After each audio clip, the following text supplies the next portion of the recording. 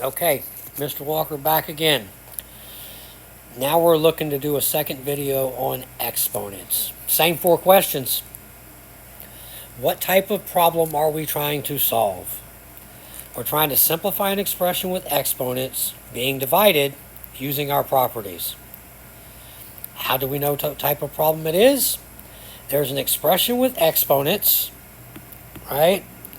Got an exponent here, got an exponent here, and we have division. How do we do this? We're going to use our properties of exponents. There's a property for division. How do we check our answer? Same as the previous video with exponents. We don't have an equation to plug an answer into, but we can always go back and double check our work or our arithmetic. So, let's get into it. What are we trying to do? We are trying to divide expressions containing exponents. Simplify expressions with integer exponents. Why? A lot of science problems here. So, in our previous lessons, you learned that you can add exponents when we multiply powers with the same base. To divide powers with the same base, we're going to subtract. And if we sort of go off to the side here, okay, multiplication, we added. Division is the opposite of multiplication. Subtraction is the opposite of addition. So that's sort of a way to keep up with what you want to do.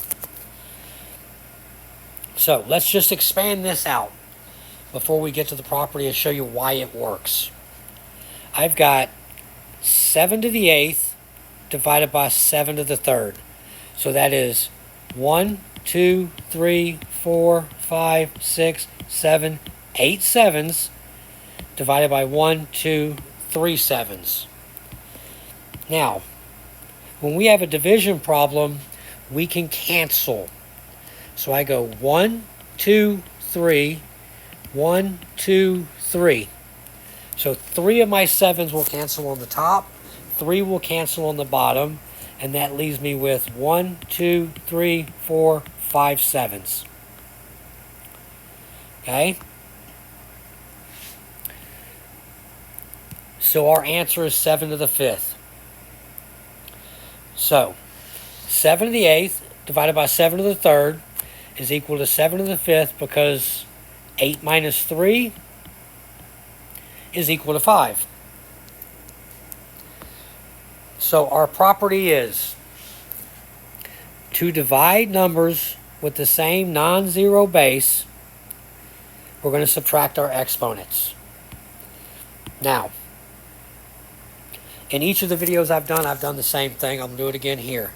First, let's look at our property using numbers. Okay?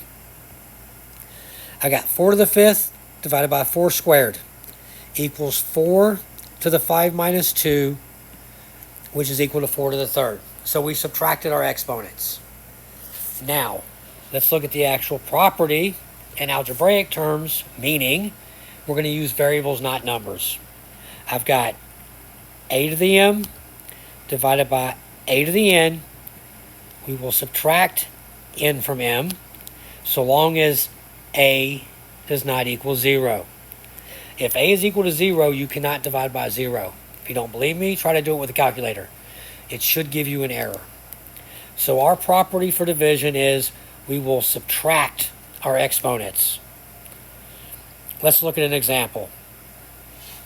I've got 3 to the 8th divided by 3 to the 5th. So I'm going to say 3 to the 8 minus 5 equals 3 to the 3rd.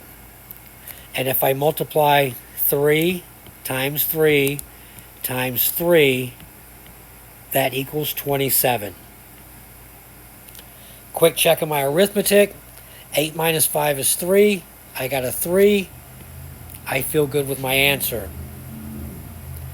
Now, let's look at one very quickly that doesn't involve numbers. Here I've got two variables. My base is A. My other base is a, so I have common bases. I've got a 4 and a 2. So I'm going to say a to the 4 minus 2 is equal to a squared. Go back and check my work. I've got an a here, a there. 4 minus 2 is 2. I feel good about my answer. This is how we simplify expressions using division. Thanks. Bye.